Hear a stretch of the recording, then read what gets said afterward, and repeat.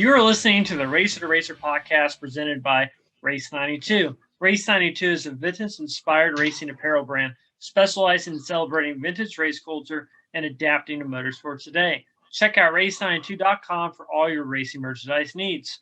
I'm your co-host, Aaron Mack. The other co-host you may have seen walking out of Barber Lounge 459 with a big old smile on his face. You've probably seen him at the Indianapolis Motor Speedway this past weekend. He is Mr. Scott Bowie. Hey, everybody. How's it going? It's going good. How about yourself? Good. I will say it looks like you actually used some sunscreen this time. I did. Well, we had a lot of cloud cover, but I did use more sunscreen. But I still burnt. That's just what my skin does. Absolutely. Before we get into all the fun and adventures from the month of May, a couple announcements or sponsors, I guess, to mention. First off, Racer Collect. Thanks to Patrick Patton. I actually didn't see him. I didn't see him at all during the month of May. I think he was out there, but I don't think he was really in the garage. I think he was in the stands a lot. And I've been leading his fantasy league. Racer Collect has a fantasy league going on. I did not. So last year, I guessed the winner. I got a little confident this year. I did not guess the correct winner. So, so I'm probably not leading his fantasy thing anymore, but that's fine. We still have a lot of races to go. Like 11? Is there 11? There's like 11 more races or something? Oh, yeah. Something like that, yeah. Fast Times Indoor Karting. So during the month of May, me and Jacob got to do another one of our Pro vs. Joe's video series with our first ever guest that we ever had on, not alone just the podcast, but on the go-kart videos as well, Mr. Jagger Jones. Yep. He's the first of many things for the Racer to Racer podcast. And it was fun, got to it's been a full year. He started out on top on the board, and unfortunately for him, he's had a tough go of it. He's just dropping down. You had Kyle Kaiser, Lockie Hughes, and I think a lot of people are going to hear about Lockie Hughes. Yeah, as the years go by. Man, that guy's fast. Got a lot of talent. Good dude too. Funny. I was really glad Kyle brought him. He was fun to be around. Yeah, absolutely. And then I'll give a shout out to the memorabilia show that they do at the Embassy Suites in Plainfield by the airport. It was on Thursday, Friday, Saturday. I was out there a little bit. They got like 8 or 9 drivers. Good friend of the show, Mr. Stingray Rob, was out there signing as well. I know next year, so we were considered a sponsor for the show this year, and unfortunately, just with scheduling and I know with your work schedule and different things, it was hard for us to really be a part of it. So next year, we're a full year ahead now, so we're going to start planning to be a part of it and figure out some cool things we can do. So I think we can figure something out. Yeah, I felt bad about that.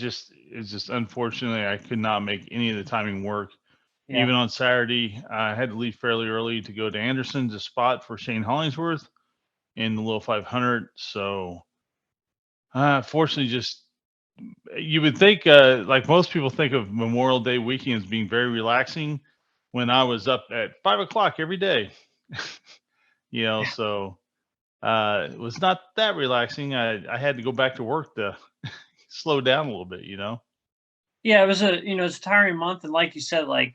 I definitely slept in on Monday and I'm sure you did as well. I mean, get it off, and it's just kind of your time to unwind from the month because it's a long month. But it's depressing feeling waking up on Monday morning. It really is. Always has been and always will be. Yeah, I agree. I will tell you, and you and I have had this conversation this year. Race left a little bit of bad taste in my mouth. I love it. I'm not being a hater. I don't like those red flags at the end. Mm-hmm. And I understand people want to finish under green and people want this. Well, I also understand that yellows cause yellows and reds cause reds. And I hate putting drivers in those positions. Because that deal in the front straightaway could have got really bad. And we all know what happened in turn 2 with Felix and Kyle Kirkwood. which, I mean, it's a racing accident. Right. But unfortunately, things like that do happen. And Very, very thankful nobody unfortunately, was hurt. right. Unfortunately, at the same time, a car was damaged, but luckily no one was damaged. Right.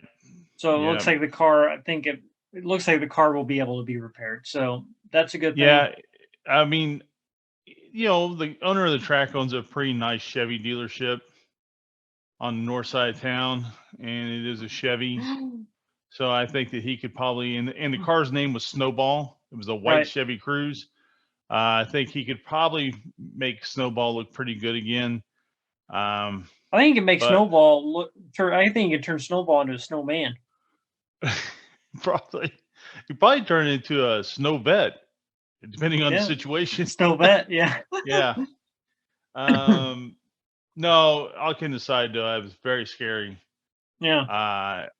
And I hate to sound a little callous. I wasn't so much worried about Kyle once I saw him sliding upside down because they do have the wind screens and they do have the roll bars and it is very scary to look at. And I know it's a terrifying thing to watch.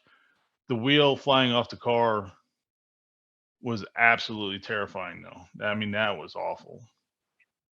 You know. And it just, yeah, I hate seeing that. And they've got the wheel tethers, and I'm sure however that got off the car, the wheel tether is something that probably could never be fastened in such a way to even hold the wheel on in that spot. So, obviously I haven't seen anything with it, but It seems like every year there. I mean, this always comes up. It seems like every year, when it's some accident, there's always parts of a car.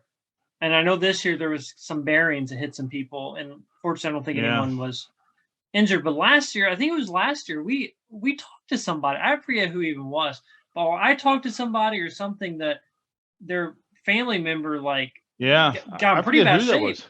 Yeah, well, no, you remember it? Yeah, so it must have been Yeah, I someone we remember. I both remember talked to. was talking about, but I don't remember who it was. But They were in the um, hospital.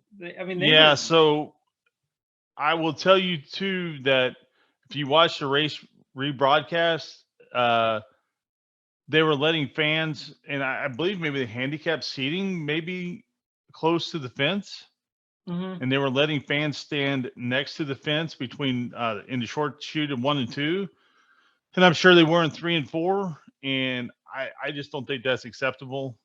Um, those cars are running way too fast. So much stuff comes off those cars. You can never get out of the way of the flying debris. They've got to stop that. Yeah, I mean, there's 300,000, 350, however many people in the track.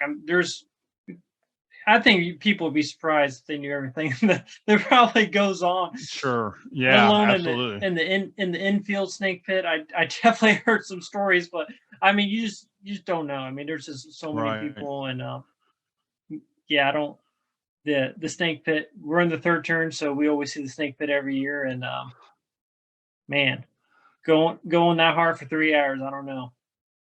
And they go hard too, man. That's crazy. I Um, think that'd be a great segment. We've always talked about this. I think next year we may have to make it happen with Chin. We've talked about doing something with Chin. well, he brought his daughter this year, so she may Yeah. she may want to go next year, and I think that'll put the stop to any type of man on the street stuff with Chen. But it'd be fun. And his daughter, I think she was pretty overwhelmed. She didn't Oh, like the sure. amount of crashes there were, but she did like the race, and so hopefully she'll come back again with us. Um, but anyway, yeah, I'm not. I'm happy Joseph Newgarden won. I will tell you, I hate that his win came in that race, or anybody's win come like that, because I don't like it. I don't like how it finished. Um, Well, yeah, it's just not, and the weaving, like, it's getting worse. it is. Um, I you mean, it's in the rule know, book. It's in the rule book says you can't do it, but they're allowing it to happen. And right? people are like, "Oh, well, it's just Joseph. It helps when when Roger owns a series." But to be fair, Mark Erickson did it last year as well. Agreed. Yeah, So agreed. I just think that that's something they've got to crack down on. because somebody will catch the attenuator sometime. It's never a matter of if, it's a matter of when. You know, and as close as they run to the inside fence on the front straightaway, I mean, there's just so many things that can happen. I mean, I think when you're weaving like that, I mean, it is pretty much impossible. I mean, I don't even understand how you would pass somebody. Like, you're screwed. I mean, well, I mean, you can do it because, I mean, if you look, that's how Newgarden really got by him on the back straightaway, is he was able to suck up fast enough that he broke the draft. And he was able to get next to Ericsson, because you scrub speed when you weave like that. Sure. I mean, you are scrubbing speed. You're just trying to hope to break the draft. So if you get close enough to where you're kind of through that magical area, that magical barrier, you can then pass them, you know. Again, what are you using push to pass? I wonder if they had any pushes. They don't. Left. You can't do push pass on the ovals. No push pass on the ovals. Really? Yeah. No. I was going to say we may have to have Jagger on to talk about push to pass. No, none on the ovals. Only the road courses. I didn't even realize that. Yeah. But yeah, but no. I just it's what it is. It's over. Pretty crazy that Joseph Newgarden's ring fell apart, kissing the bricks. Right. It's kind of a weird sign, but anyway, I don't want to dwell on that. I've already said what I thought about it. So, I mean, there's always whenever there's anything like that, it's just, you know, I think there's always going to be controversy because you look at who owns the series. Well, I think too, they're filming this year for that TV show, and I just feel like that had something to do with it. Who do they focus on the show? Well, I mean, sure. But I'm not gonna. I mean, whatever on that. I just, however it was made for TV. I don't like that. They can do that in NASCAR. They can do it in something else. These cars aren't made for that. I agree wholeheartedly with David Land that these race cars cannot be raced that way, because you're just looking to have a problem. You're just asking for it. You know, and I don't know, man. Sometimes our instinct want to please actually backfires on us. So a couple shout outs. First off, Stingray Rob, good friend of the show. Yeah. Felt bad for him. I think it was like lap 100 because we went almost a whole half of the race, no yellows. Right. But you know, Stingray does not give up, and I don't expect him to ever give up. And great guy. I'm glad he got to experience, you know, the 500 and all the highs and lows. And I talked to him a little bit at the Memorabilia show about his qualifying. I asked him how much sleep he got Saturday night. He said he slept great Saturday night, but Sunday afterwards, he said he couldn't really sleep because all the adrenaline was wearing off. Yeah. But he got to experience 500, and I have no doubt he'll be back next year. You know, better and stronger. Yep. And yeah, other friend of the show, Renus VK. Tough day. Yeah. He wasn't the only one. I mean, if anybody watches that video, Alexander Rossi does the same exact thing, but catches it. Yeah. And of course, everybody knows what Catherine Legg had, you know, what had happened to her on pit lane as well. Unfortunately for Renus, he couldn't catch that. But I would say that Brian Herta's right front tire guy had a much worse day, because he looked at a bright yellow race car that was basically right there on top of him and still sent his driver, who was also his teammate, who was pitted right in front of him. So that was a bad day. I'm sure he will never make that mistake again. And, you know, Foyt Racing, I think definitely have to mention them and the big surprise. I think they knew that they were going to be strong because they hired Michael Cannon, who is a very well-known and very well-accomplished engineer. But man, Ferrucci could have definitely won that race, had a hell of a drive. Yes. I really, you know, I kind of counted them out just based on pit stop situations, stuff like that. And they did have a small issue with pit stop, but luckily that guy caught that tire, or they would have had a penalty. And AJ Foyt himself actually pulled one of the tires over the pit wall. So shout out to AJ Foyt for sure. Boy, you could see how much AJ wanted that. I mean, at the end of the Yeah. race, when they kept showing him, man, he wanted it so bad. Well, his wife, Um, his wife just died just a couple months ago, and it's well, it's been so just long since means they've so been much. competitive. Right. Right. You know, I mean, last year you had Kyle Kirkwood, obviously a guy who's really fast, and they just couldn't get the engineering side of it together. And but I would tell you this: Michael Cannon could probably name his price if he's a Yeah. free agent this offseason. Yeah. I mean, man, what a job they did with both cars. I'm sure someone at Ray Hall Ray Hall would be interested in hiring him.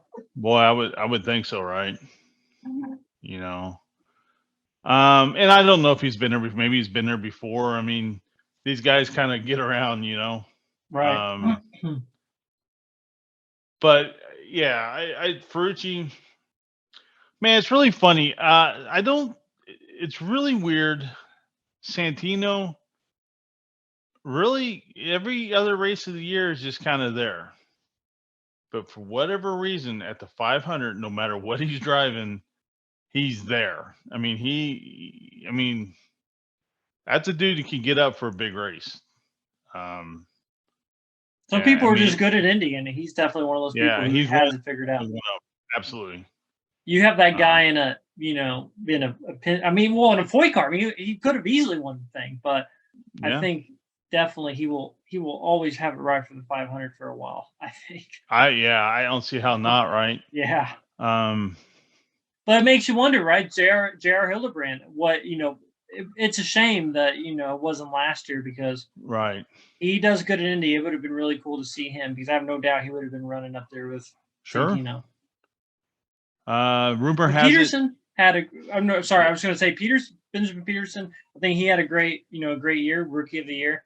Yeah, absolutely. He had a great month, man. Wow. Well, I mean, the road course race was not that great, but he Right. had a great time on the oval. Rumor has it Tony Kanaan's going to retire. Yeah. I don't know. We'll see. We'll see on that. Pretty crazy. He and Helio ended up racing each other on the last lap. Yeah, it's cool. Ended it exactly as they began it. Man, did you get the impression that Takuma Sato? That's it for him and Ganassi. That was the impression I was getting. I really thought he was going to be up there, and you just didn't hear his name at all. Like he was just not even a factor, and that really surprised me. I had him as one of my picks to win. I think a lot of people did. But I mean, it sounds like they're not even going to run Gateway or Iowa. Yeah. I mean, if you just if you just listen to kind of what he was saying last night, which they've got that young driver, and I forget his name right now. Marcus who runs the Armstrong. road. Yeah, who runs the road courses. Maybe they're trying to get him mobile experience. So. Yeah, I can see him doing a full season next year. Right. Pato Ward, if he stays around long enough, one of these days it's going to be his year. It just wasn't this year. I would think that I realize that right now he's saying he didn't do anything wrong and all that. And I think with a little more perspective that the year is going to bring, he'll realize that he could have just sat there and rode. There was no need for him to try to, really get up there at that point, because he was, I think, the class of the field at the end. He had way more tire left than anybody else. He was like 15 laps to the good on tire. Right. So, I mean, that alone was major. On top of the fact he had such a great car, just like Felix Rosenquist had a great car, and he lost the nose and aero wash, and next thing you know, all hell breaks loose. Right. So this episode, we talked about the 500 a little bit, obviously, but Charlie Kimball, we talked to him month or two ago. It was before the 500. Great guy. He was actually, I know he was around a lot during the month. Well, he was Actually on the working with box. Stingray. Yeah, he was on Yeah. the box for Stingray. Yeah. So Charlie's a great guy. Someone who ran pretty good at the speedway. I know he had at least one top five, I believe. Yeah, But one Charlie get IndyCar around, race, man, and, yeah, and there was a weird period of time too at Ganassi where he was kind of their best finishing driver. yeah, You know, um, so yeah, I mean, and it's just crazy how things work out, right? absolutely. And got to give a shout out to another friend of the show, Mr. Jagger Jones, who got to drive his grandfather's 1963 Indy 500 winner, Old Calhoun, around the Indianapolis Motor Speedway before the race. It was like 11 a.m. On race day. So Yep. even had the replica helmet. So cool to see him. We'll have to have him on in a future show to kind of talk about it. But looked like he had a lot of fun. I've seen some of the pictures, and yeah, cool to see him. I know he's driven a replica before, but it's cool to Right. see him driving the car on the track. So, and the names. I mean, some of the names he got to drive. I mean, the other people driving the cars. I mean, you had Allen Jr., um, Tom Sneva. Tom Steva, Johnny Unser, Mario Andretti, Yeah. Zach Beach. Zach Beach. In a weird twist, we were just talking about this for a show. He was actually driving Tom Sneva's Texaco Star car, Mm-hmm. and Tom was driving one of the old cars. Oddly enough, so like I keep saying, I would have really liked to see how they did the pedals in it because Tom is about two of Zach. Yeah, yeah. And I will say, speaking of Jagger Jones, if anyone thinks that race car drivers aren't athletes, I did get to experience it myself within the past couple weeks. That well, at least Jagger. I know Jagger Jones is an athlete. I think we can say the rest of the drivers are as well. But got to do some mountain biking with Mister Jagger Jones, and yeah, kid does not mess around. And he could join the army if he wanted, right? He didn't He he pass joined the their pull up army. competition, the He pull up. did. I saw him on Saturday and I missed it. I missed it by about a minute. He was I just did 23 pull-ups. And they were impressed. But That's funny. I know he just participated in a Memorial Day tradition. It's called Murph. Yep. Pretty big deal. A lot of people doing it. I remember you saying you were driving by some fitness places and people were Yeah. A lot of people participating, doing it. but A lot of I mean military people were doing it's it. like you run a mile and then 100 pull-ups and 200 squats, or I mean it's just crazy. Yeah, it's pretty intense deal, and it's I'm going to butcher this. Please look it up. I believe there was a soldier who would do these, and his last name I think was Murphy, and Yeah, that's where it all started. something If like that. that's not true, I'm sorry. It's a good story, but I haven't looked it up personally. So if it's not true, I apologize, but I believe that's the situation. Right, but I did mountain bike at least 6 miles with Jagger Jones. I am still alive. He did at least 4 miles without drinking a single thing of water. So no Well, joke, not even out of breath. He sent you a video. He sent you the video yeah. Well, group you forget thing. he grew up out in the middle of the desert in Arizona, where it's Right, 115 at 9 o'clock in the morning.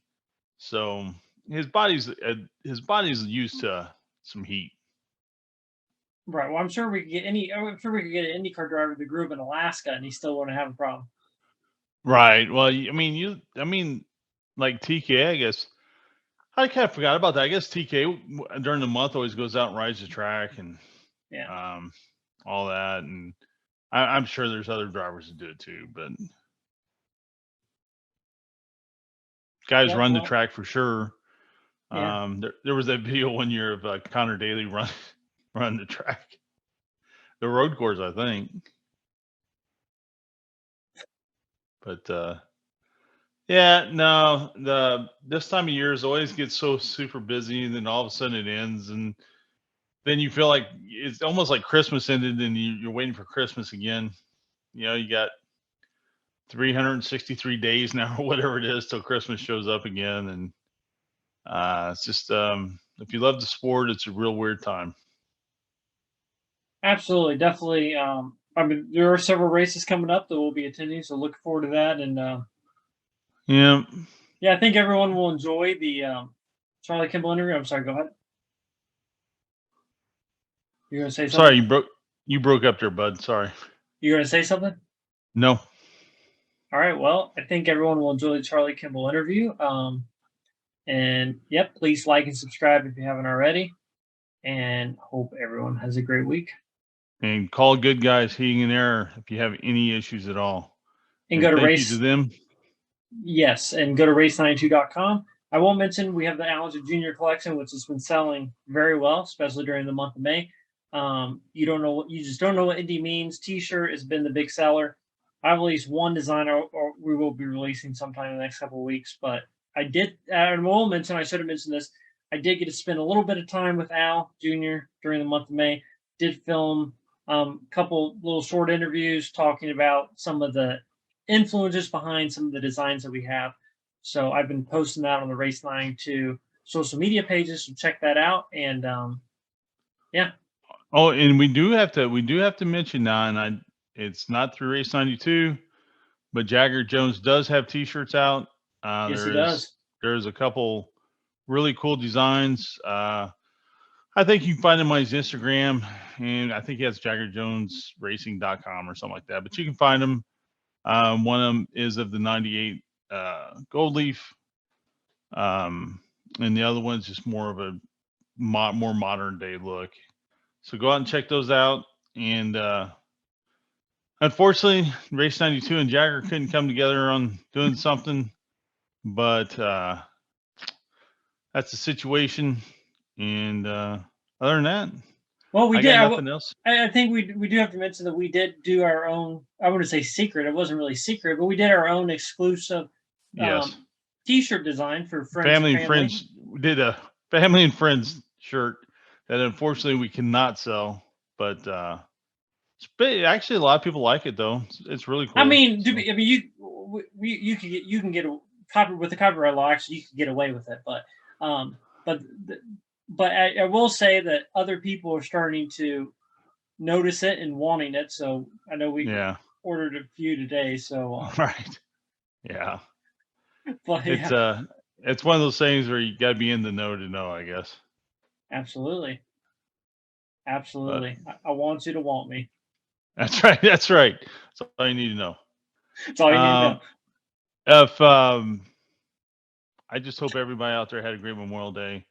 If you had any service members, or if you are a service member, former or current, thank you. And it really is. We all miss the importance of the weekend because of the race, and for us, Memorial Day weekend's about the race, and it's really not what it's about. It's about honoring those who have allowed us Americans to live a hell of a life for a very long time. So thank you to all those people, and I wish everybody the best. Absolutely. Hope everyone has a great week. Our guest today is an IndyCar Race Winner and won the 2013 24 Hours of Daytona. We're joined by Charlie Kimball. Charlie, it's great to have you on the show. You're someone I've been at the track. I'm sure you recognize my face for many years, and I've kind of seen your racing career, start out Indy Lights and get into IndyCar. So it's great to be able to talk to you, have you on the show. Yeah, thanks for having me. It should be a lot of fun. Yeah, absolutely. So I know that, racing was kind of in your family because your dad designed cars, correct? That's right. Yeah, I grew up watching racing. Used to watch it as a kid on TV. In fact, my mom, as a good mom, loves to embarrass me by telling a story of me running up and kissing the TV when we were watching Formula One Grand Prix on Sunday mornings, because my dad was a Formula One race engineer. And so we'd look for him on the TV. And every time I saw him, I'd run up. And so that was my first exposure to racing. He had a very successful career in racing. First, in college, in summers of college, he was sweeping the shop floor at Dan Gurney's All-American Racers here on the West Coast in California. And then after college, worked at Pat Patrick's, I think, on their Formula 5000 team. He said he got a real job for a while and worked as an engineer on an oil rig. And that didn't take, so he went back into racing and ended up helping design the 1980 and 82 Indy 500 race winning cars. Moved to England, started working in the McLaren design office, was at the Guildford technical office associated with John Barnard and Ferrari. We lived in Italy for a year and a half. He was chief designer at Ferrari for their Formula One program. Moved back to England and then moved back to the US. And his last full-time job in racing was technical director at All American Racers. The last year they ran the Eagle and IndyCar. So it was a really cool full circle for him within motorsports to go from sweeping the shop floor all the way up to technical director as an engineer. So I was exposed to it. I was around it.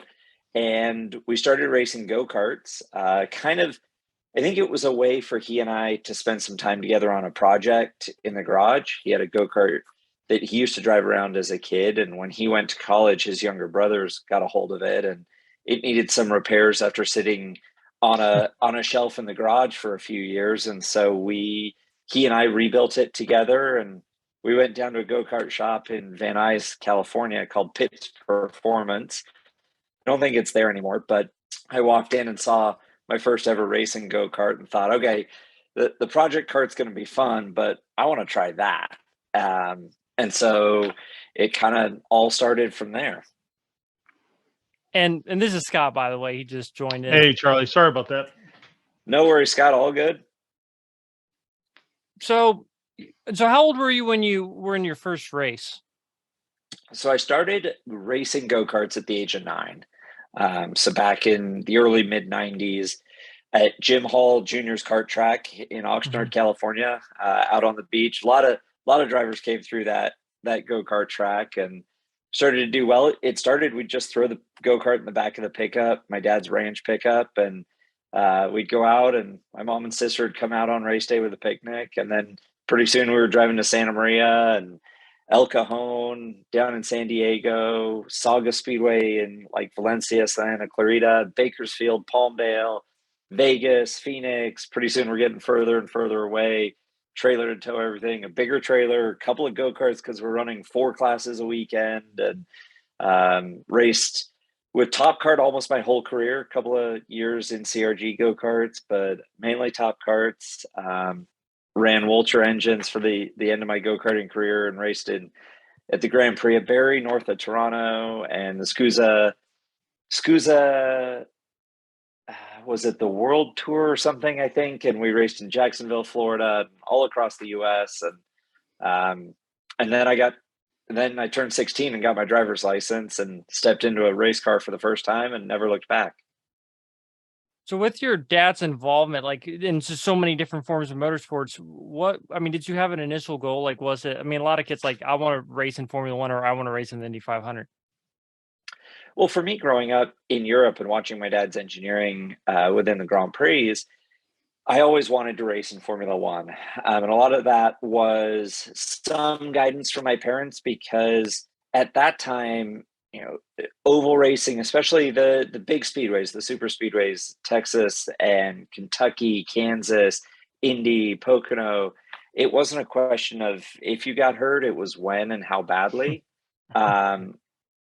And now I think that has evolved because the safety has gotten so much better. You see it with the aero screen, you see it with the energy absorption in the seats and the helmets, the head surrounds, the crush structures in the nose and the gearbox, the attenuators, all of those pieces, right? It's gotten so much safer. But originally it was kind of we want you to go the road course direction as a way, I think, to keep my safety in mind as parents. So that was my initial goal, but I was having a lot of fun. I was enjoying it, doing pretty well. And so throughout high school, though, my parents had a rule. They said, B's don't race. I said, you have to get straight A's if you want to go to the racetrack. Because as they said, if racing doesn't work out, we want you to be able to go to college and get a degree and, have a real job. And for me, a real job was always something at the racetrack. I still wanted to be involved in the racetrack, at the races somehow.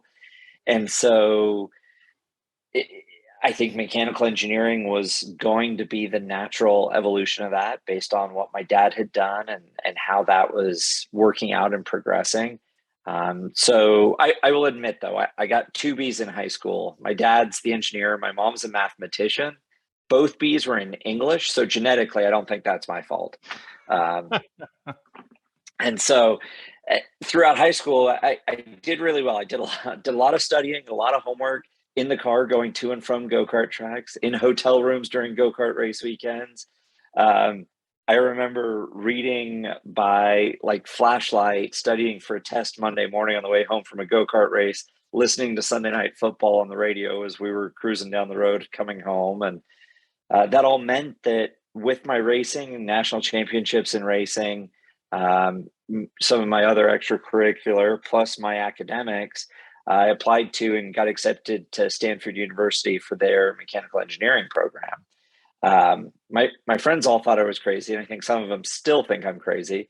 But I turned Stanford down and went to Europe to go chase my dream of racing cars from there. Man, that's just it's pretty amazing, really, right? As you look back at, you're like this little kid, and you're growing up, and you see everything, and then you're trying to find a way to be a part of it. And it's really amazing how many things kids go through. Like you were just saying, all the studying, not that I studied very much, but all the studying, all the, the hours in the cars with the family, the time, working on the carts or whatever you choose to race, man, it's really, I mean, when you look back at it as an adult, you're like, man, how did we do all of that? Well, I look back on it really fondly, honestly. Absolutely. It was a lot of work and working on the go-karts during the week, getting ready for the weekends.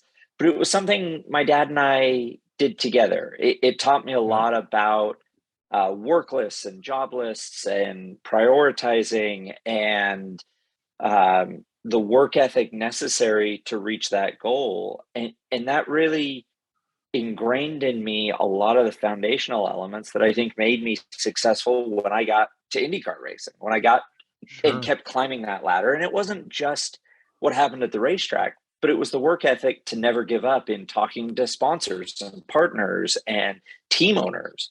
Having the confidence to walk up and introduce yourself to Chip Ganassi when you're a 14, 15, 16-year-old punk kid that is racing go-karts and think you should drive the target car next and replace Scott Dixon. That it takes a lot to get to that point. And those experiences with my family and my dad set me up really well for that success. But yeah, it's a lot. And I think there are a lot of people in any professional realm, if it's any celebrity in Hollywood, if it's professional sports and you think, oh, I could go out and throw a football 50 yards with pinpoint accuracy with 300-pound linemen, charging at me. And what you don't know that goes into that one throw is the thousands of hours of practice and training and film and muscle memory and cognition and all of those pieces that come together for that one throw. Racing's very much the same way. Everything that I did, I mean, you read some of the accolades at Race Winner and part of a team that won the Daytona 24 hours at the Rolex 24 at Daytona, excuse me. And all of those things. And I listen to those and think, man, yeah, okay, I got there, but it was a lot to get there that you never hear about. You never hear about the clutch blowing up at Santa Maria in that Grand Nationals race that I still remember. You never hear about, or you don't often hear about the engine blowing up at Baltimore when we were on the right tire at the right time and it was all coming together and then it all fell apart. And, the things you learn from that or those races that, or even, especially those cold, miserable test days when you're out there pounding around and it's not a whole lot of fun. Yeah, you're driving a race car and that's fun. But at the same time, it's a whole lot of work that's not paying many dividends until you get to that moment where you have to make that throw. You have to make that pass. You have to trust that you can make that fuel number. You believe the car has that lap time in it. And then it pays off in spades. Yeah, I mean, speaking of which, both of us obviously live, well, I don't know how much he told you, but we both live pretty close to the speedway. And so you can hear the cars running. Like the other day, it was raining And when the rain would lighten up, you could hear cars going out. I don't even know what they were testing. I don't know if they're just testing rain tires or what they're doing. But I was thinking, man, just wet, cold. Those are the days. That's the days you got to put in. That's right. Yeah, they were running the new engine for 24 with the hybrid Okay. unit Oh, attached. that's right. Yeah. Honda was running one car and Chevy was running one car. I think Scott Dixon and Will Power are out driving the cars for the engine manufacturers. So there you go. That answers that. Well, see, I read up on it because I was interested in lap times and what the hybrid system did for lap times and things like that. But yeah, Right. Everyone was like, yeah, it was cold and miserable. I didn't want to go outside, let alone go stand around a racetrack. Right. All right. No, absolutely. So you raced 3 years in Europe in Formula. It was like Formula 3, right? Yeah, so I did a year in Formula Ford in England. I actually did the Formula Ford Winter Series before I went over and raced for a full year with Team JLR that Richard Dean, who is co-owner of United Autosports with Zach Brown, runs. And then I did British Formula 3 with Carlin, and then Euro Formula 3 with Signature Plus, a French team. And then I did part of a year with World Series in 2007. It was World Series by Renault. Got to race at the Grand Prix of Monaco and all across Europe. But throughout that summer of 2007, I was noticing that I was making a lot of mistakes. Things weren't going well. Usually it took me a couple of races to find my feet. And as things started to click, the results would come really, really well towards the end of the year. But over the summer of 07, things, if you'll pardon the pun, went a little off track or went a little sideways. And I ended up in October of that year getting diagnosed with type 1 diabetes. And so I missed the last couple of races of the World Series schedule to get healthy and get strong and figure out what I needed to do to get back into a race car. My first race back racing with diabetes was in 2008 in the Formula 3 Euro Series with Prema Power Team, an Italian team, and then finished on the podium my first race with diabetes, which felt really good and proved to me that I was the same driver with diabetes as I was before I got diagnosed. And then in 2009, moved back from Europe to race in the US. And people think, it's like, you had this great opportunity to go race in Europe. And I think it was a little bit calculated from my parents because they're like, you're having fun. You're going to skip a couple of years of college. Like, if you're really serious about this, go live in a whole nother country, a whole nother continent without a whole lot of help and figure out if you still love it. Or if it's just you love it because it's fun and it's easy and it's keeping you from going to college. And I proved to them and myself really that I wanted it to be my life goal to drive race cars for a living. Now, what led to you? Was it when you were feeling off? Was it a thing where you just started kind of noticing things that kind of more hit you more like a ton of bricks at once, or kind of how and kind of also how that affected you, like how maybe after you got out of the car, how different you felt? The interesting thing with my elevated blood sugar, so a little background on diabetes for you and your listeners. With type 1 diabetes, your body, my body in this case, no longer produces the insulin that your body needs to take glucose from carbohydrates and use it into cells for energy, right? So unlike type 2 diabetes, which is an insulin resistance, your body doesn't produce quite enough and you're resistant to that insulin, which is more like a clogged fuel line situation.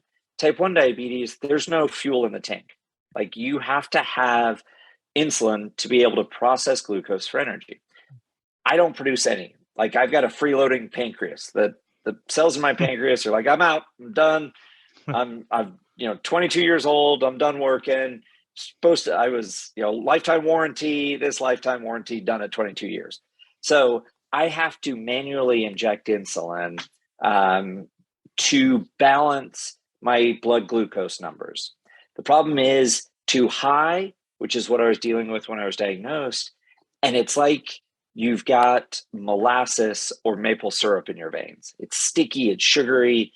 It doesn't carry the oxygen to the extremities, the hands, the feet, the brain, the eyes nearly as well. Those sugar molecules are really big and sharp, so you get like long-term nasty effects of, you get bleeds in the blood vessels of the eye. One thing I noticed is my vision would go a little blurry. Just, it wasn't nearly as crisp and sharp, but I've always had great vision. My mental acuity and focus wasn't great either. And physically, I would get exhausted. I would get much more tired much more easily because my body was having to work so much harder just to push the blood around. It's the difference between hot motor oil and really cold, trying to change your oil in the middle of winter without warming the car up at all. It comes out almost goopy. And so for me, it never, until I got diagnosed and my blood sugar came down into more normal ranges, I didn't really understand what was going on. I have very little family personal knowledge or intimate experience of it, no real family history. So I didn't understand. And one of the ways your body tries to clear that extra blood glucose is, it means you have to go to the bathroom all the time. Your body's trying to flush that out. And so I was going to the bathroom all the time. I remember I was at the A1 race in Brno, Czech Republic, and I flew back into London Heathrow, and I was living in Oxford at the time in England, about an hour and a half away. And I think I stopped 3 times for 2 bottles of water and to go to the bathroom at gas stations. And so when I went into the doctor, and I had a skin rash that was unrelated, but I mentioned I'd been kind of thirsty and said, "Hey, is there too much salt in my diet?" And I said, "Well, how thirsty is kind of thirsty?" I said, "Oh, I'm drinking 6, 8, 10 bottles of water a night. I'm getting up to go to the bathroom all the time. I'm 22 at this point." And so I thought I was 10 feet tall and bulletproof, right? Early 20s, right? Nothing can go wrong. Right. And he said, "Okay, let's stand on the scales and see if you lost any weight." And I'd been weighed just 5 days earlier at the racetrack. And in those 5 days, I'd lost 25 pounds. Oh my gosh. Because my body couldn't use the food I was eating for fuel. And so it was essentially eating itself. Wow. And my endocrinologist here in the US, she thinks I was probably a day or 2 away from being in the hospital, potentially in a coma, just from like scary high blood sugar. And so that, when I got that diagnosis and my mental acuity and clarity started to come back, it was a little like the old TV. For the streaming generation, it's like when you start a show and it's still buffering and it's a little fuzzy, and then it catches up and the HD comes in and it brightens up again. Mm-hmm. To me, that's the difference between what high blood sugar and being back in range was like. It was almost like kind of a foggy day, and then the wind comes and blows the fog away and it's bright and clear again. Wow. Almost like a black and white TV to color. It was, to this day, it was one of the most incredible things, because it had slowly snuck up on me. My blood sugar slowly climbed. And then with the insulin, it came back down really quickly within a couple of days instead of over 2 or 3 months. And so when that happened, I looked back at my race results. I looked back at what I was feeling and the mental errors I was making, and went, "Oh, I think that kind of makes sense for the last couple of months." So now, looking back with a little time and a little perspective, I have a better understanding of what happened during that period. Man, that's interesting. Now, when you came over and started racing Indy Lights, had you raced any ovals at that point? I had not. My first oval, I did a couple oval tests at Homestead. And I want to say my first oval race in Indy Lights was at Kansas. I feel like the at that time, the Indy it was, I Lights, think. 2009. Yeah. So the first, man, sometimes I like having a good memory. Sometimes it serves me well. But yeah, it was at Kansas. I was racing with a new team that was run out of Palm Beach International Raceway, the old Moroso Raceway. A group of investors had bought it and redoing it and ran a couple of Indy Lights cars. And that was an experience. It was kind of a last minute deal. I thought I had a ride somewhere else. I had the sponsorship put together and it all fell apart at the 11th hour. The first race was coming. And I remember, actually, I was talking about this recently. So my longtime title partner, Novo Nordisk, that makes the insulin that I still use to manage my blood glucose, it was their first race with me at St. Pete, and they wanted do a photo shoot with like their logo on my fire suit and stuff like that. And we did it on the Thursday before the race in St. Pete. And the photographer, great racing photographer, was like, okay, just stand on that manhole cover. That's your spot. You stand there and I'll just and that was like my first ever experience, professional photo shoot in racing, was stand on a manhole cover and turn around and I'll get all of the sides of your suit for you. But it was really interesting because it was a new team and a young team. And then I went from that in 2009 to Andretti Autosport in 2010. And Novo Nordisk stepped up to a title partner role. And they really got to see what IndyCar could do as far as a platform. They said, we love how you tell your story. We love how you inspire the diabetes community. I was the first racing driver with diabetes in lights. We want to help you tell your story on a much larger scale. And with a much bigger megaphone on a much bigger platform or racetrack. And that's how it grew into the IndyCar partnership and my first shot at the Indy 500. Now, what was your kind of initial impression of the Indy 500? I'm guessing that was a race you probably watched as a kid, right? I mean, did you ever actually for years, yeah. Did you ever attend the race before?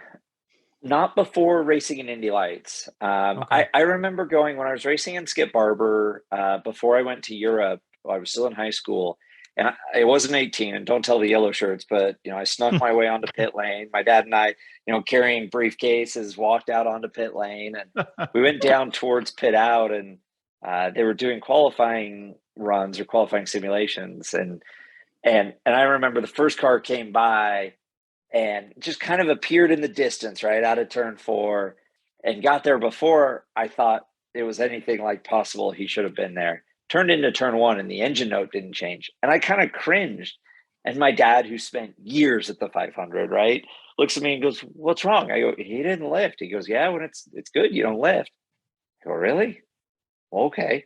Second time, I thought, okay, oh man, he still didn't lift. Third lap through, I watch him. Okay, that's really fast. Fourth time by, okay, I want to do that. That looks like too much fun for me not to want to do. So at that point, it's like, okay, that's a real goal. And then I went to the Indy 500 in 2009 and 2010. 2009, sat in a suite next to Peyton Manning, closest I've ever gotten to Peyton Manning. Was sitting in a suite at the Indy 500. And I couldn't believe the size of it. Like, I couldn't believe just even the first time I ran in an Indy Lights car, testing at the Speedway, driving through the tunnel, you could tactically feel the history, right? For me, there are very few places in the world you go and you can feel history.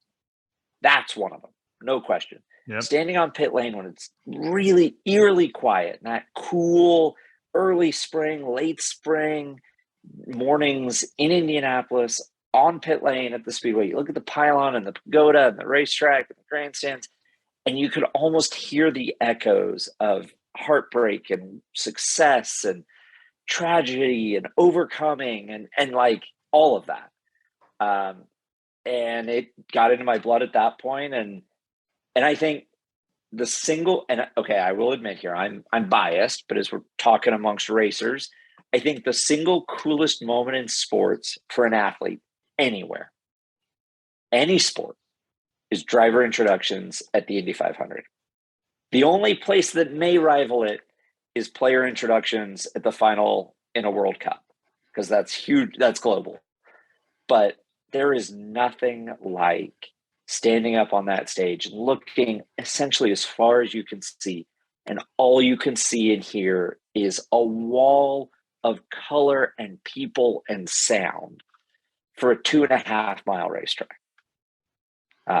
It's giving me goosebumps just talking about it. Like the passion, I love it. We all do. I think that's why people sit in the same seats their grandparents have sat in and their parents have sat in. Everyone's got a story about the 500 and IMS because it just means so much. I mean, Al said it, right? It's Indy. You just don't know what it means. Right. Yeah, I couldn't agree more. And we've had that discussion with other people and other drivers, and someone like Paul Page talking about driving there in the tunnel, and when you pop up by the museum, it's just, I don't know, man. There's no place like it. I know my entire life is what it is because of that place. Because my dad was an IndyCar mechanic. That's why I live in Indy. Yeah, I mean, everything I have or ever done has something to do with that place. I mean, it's why we call ourselves Californian Hoosiers. We're from California, but we grew and we got married in Indianapolis. Our kids were born in Indy, and we will always feel blessed and fortunate to have two places that feel like home, both California and Indianapolis. And the whole reason we went to Indianapolis is because of all the industry around racing, because of the Indianapolis Motor Speedway.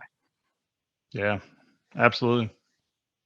Now, you talk about kind of like the emotion with, on race day. Like, did that ever, I don't know. I mean, I'm sure the first year it's going to feel different than after that. But I mean, was that something you ever kind of more got used to, or did it always feel, because we've talked to a lot of drivers say it felt the exact same every single time. Yeah. Man, just asking that question gives me goosebumps. It feels exactly the same. It like ruins us as people. Mm-hmm. Like, let's be honest. Like, and people are like, well, what do you mean by that? It's like, we spend the whole rest of our lives chasing that same feeling. That's right. That's same exactly right. Rush as driver introductions to the Indy 500. Now, the one time it felt different and it was a lot harder work was in 2020 when there was no one there but the drivers and the teams. Because we pull, I find that as a driver, I pull energy from the fans. I know Tony Kanaan has talked about it. Elio talks about it, that the energy that builds in that venue when it's full, as a driver, all you have to do is just like touch that live wire and it energizes you. The race could be 5,000 miles and you'd have the energy to do it because of the energy of the environment. When there was no one there, as a driver, I had to manufacture that energy myself. I had to get myself up with something that was so completely foreign. In August, hot as could be, nobody in the stands. It was the weirdest thing. And that felt different because it was a lot harder work to get that same excitement and energy as it normally does, as when there's 375,000 people there. And another thing a lot of drivers have talked about is just like, I mean, the first couple laps, I mean, like the pace laps, just all the people, and just the track looks like a lot more narrow. Yeah. Yeah. Like the first time I remember, so my rookie year, Chip Ganassi asked Ari Lyondike to help mentor me through the month. And great advice all month long, really helpful, just some of the mental perspective pieces. And race morning, he goes, man, tape your tear-offs down, make sure your brakes work, because you go into there, I think I was starting 28th or something. He goes, when you go into turn one the first time, you're going to get sucked into the corner. So make sure you can get out of any trouble if you need to. And he goes, and on the pace laps, look around. Like, soak it in. You only ever get one rookie year at the 500. And unbelievable. You come down to turn one the first time, you're like, whoa, what happened to the racetrack? The racetrack was huge, right? It used to like go all the way up there. No, like, and it's the same line. It just looks very different. And then the only other time that it was really different on the parade laps was during the 100th running, when we sold the venue out, when there were no more tickets for race day at the Indianapolis 500. You couldn't buy a ticket, walk up and come in. And I remember the first parade lap being like, yeah, every seat's full. Like, and you could feel the energy race morning, right? It was just that little bit louder, that little bit buzzier from when the bomb went off, right? It just was louder. And every seat was full. And then on the second lap, I looked to the infield. And usually it's like 10, maybe 20 people deep most of the way around the track. There's some holes in the fences, gets a little thinner. It was 40 people deep the whole way around the racetrack. And I was like, yep, that's different. That is just an extra layer of humanity that isn't there when it's not sold out. And to go from that to then a few years later being completely empty, like having seen it on both sides, it's way better when it's full. Right. No, absolutely. So 2013, you got your first win at your win in Mid-Ohio, and just talk. I mean, obviously that was something you were working for a couple of years, and just talk about how special that was to finally get a win. To me, the really cool thing about how we won at Mid-Ohio in 13 was we won by going fast. They had extended the race length just a little bit to try and get ahead of the added fuel mileage from the engine manufacturers. They wanted it to be right on the margin of a 2-stop, 3-stop race. And everyone thought, we'll go a little slower out front. We'll save some more fuel. We'll do it in 2 stops. And we qualified, I think, 5th. And my engineer said to me after the race, he goes, all right, how are you feeling physically? I go, fine. He goes, can you do qualifying laps all day tomorrow? I said, yeah, absolutely. As good as this car is, no problem. And he goes, okay, we're 3-stopping. I go, well, what do you mean? He goes, well, we'll talk about it in the strategy meeting, but there's a chance that we come in as early as lap 10, get you in clear track, and we 3-stop this thing. And sure enough, part of it was I wasn't getting as good a fuel mileage as Scott Dixon was running 2nd or 3rd, I think. And I wasn't able to pass, right? I was just kind of stuck. And if we had done the same thing everyone else did, all we were going to do was finish 5th to 8th. And my engineer, Brad Goldberg, who ran Marcus Ericsson to the 500 win last year, he goes, nope, we're not doing it. So like lap 9, I think I'm in like Thunder Valley. They come over the radio called box this lap. And I think we kind of surprised everyone. We came in, and from that first lap of clear track, I mean, I was quick. Like the car was so good. It was easy to do lap time. And I remember, if I had clear track, nobody was going to touch me that day because everyone else was saving fuel.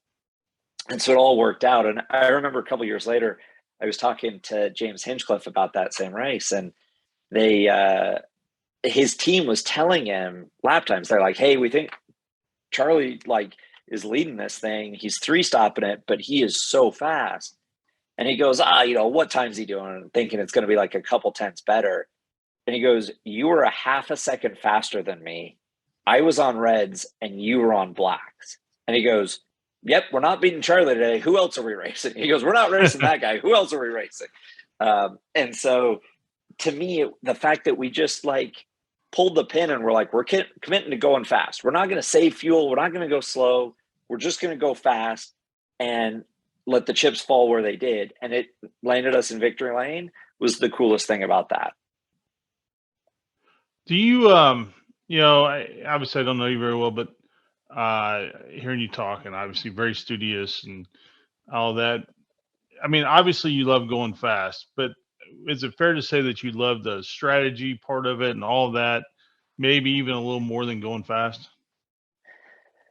I love what the strategy and the tactical piece of racing means, right? There's I love driving a race car fast, right? Test days at any racetrack are fun. But the competition is when it gets really fun. when you get that extra input of tire degradation and changing weather, changing track conditions, the possibility of yellow, fuel mileage, engine mileage, how many laps of extra horsepower can you get out of the engine, overtake, and you start putting all of those inputs in while you're still driving the car at 10/10ths, working. And when your race engineer or the strategist on the timing stand says, hey, we're going to the backup plan, and you automatically are like, okay, I got to start saving fuel. I've got to hit this number, but I've still got to protect this. I got to do that.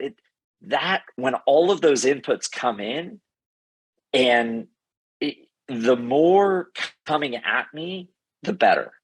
And I found that I've really enjoyed the only place that I get close to the same rush of being in the race car during a race was on the headset calling strategy for Ed Carpenter at Texas Motor Speedway last year. Because I got off the timing stand and was like, I don't know, it could have been 5 minutes ago or 2 hours ago that this race started. But it was that exact same feeling of all of those inputs coming in, trying to figure out, and everything happening at a super fast pace, and having to subconsciously prioritize what really mattered and try and spit out the best result. So I don't know if that's where my career evolves to. Would you like doing something like that? Like I'd love to. Yeah. Really? And even if it's not calling strategy, but being on the radio and talking to the driver and filtering information in from the race engineer and the fuel engineer, the performance engineer, the strategist, and also talking to the crew chief, like keeping the crew involved. I knew what I really liked to hear from good strategists and not so good strategists on the radio to me over the years. Being able to use that knowledge and experience, and still have a vested interest in a car's outcome and result, is really interesting to me. Man, that's cool. Like you won't hear a lot of former drivers say that. Yeah. I think it's really interesting. I like tactically, yeah. They talk about playing chess at 200 miles an hour, and right. The only thing better than playing chess at 200 miles an hour is playing 3D chess at 200 miles an hour. Right. Yeah. Right. It's just, I mean, that, yeah. I would say you'd be great at it, if I was a betting man. Well, we'll see. I enjoyed, so far this year, not only continuing to broadcast the Indy Next, presented by Firestone on Peacock with Kevin Lee and Georgia Henneberry, which is great. Working with Kevin, he makes my job so easy. He's such a pro. But I also mentored Stingray Robb during the first weekend at St. Pete, as he steps up to Dale Coyne Racing with Rick Ware Racing. I worked with him last year when he was running lights with Andretti. So he reminds me a lot of me, sort of, hardworking, really committed, really studious, as you mentioned, and just being able, the moment of his first IndyCar race wasn't too big for him. He just took it all in stride, took it all internalized. He was just disappointed he wasn't faster. And I'm like, I can work with that. So I don't know what the rest of the year looks like, but I've got a couple of things lined up to be in Indy for the month of May, because that's my favorite season in Indianapolis is the month of May. And then I'll be at all the Indy Next races no matter what. We actually just saw Stingray a couple weeks ago, and he was talking about you. So we actually I race go-karts against him. So we do like this video series that oh, cool. So if you're ever in an Indy, it's you've been to Fast Times indoor karting? Yep. So we have like a video series we're doing there called Pro vs. Joes, and we just did one with Stingray. Very cool. So yeah, he was saying that you were kind of like mentoring him. Yeah, it's been fun. I enjoy working with him. So you mentioned, and I know you got to go here in just one moment, doing the Indy Next stuff. My Robin, who's my very significant other for the last 30 years, her nephew, Jagger Jones, obviously running that series. And as you have, you went through that period of your life not that long ago. I mean, what kind of advice do you have to any of those drivers? I think for me, when I look at it, they always talk about in professional sports the pyramid, right? As you get closer to the top, it gets harder and harder and harder. Yes. And I think in racing, it's almost more of a spire, right? Like there's a whole lot of go-karting, and there's still a whole lot of USF 2000, a whole lot of Indy Pro 2000. And then you get to Indy Lights, and now at least there's 15, 18 cars. It's great to see the Indy Next, excuse me. Great to see that grid grow and grow and grow, and Firestone come back. So these drivers get the chance to run on the tires that they'll race on if they take that next step to IndyCar. But you get to IndyCar, and the opportunity for growth is narrow. Like last year's champion from Indy Lights doesn't have a ride this year.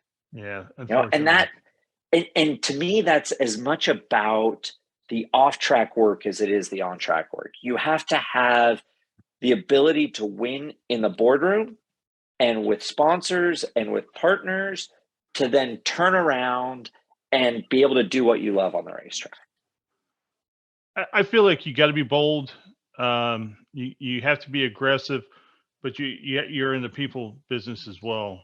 And you've got to make relationships. And if that relationship doesn't work out necessarily today, it may down the road. And you just, you just make those connections and see where they come, how it all plays out.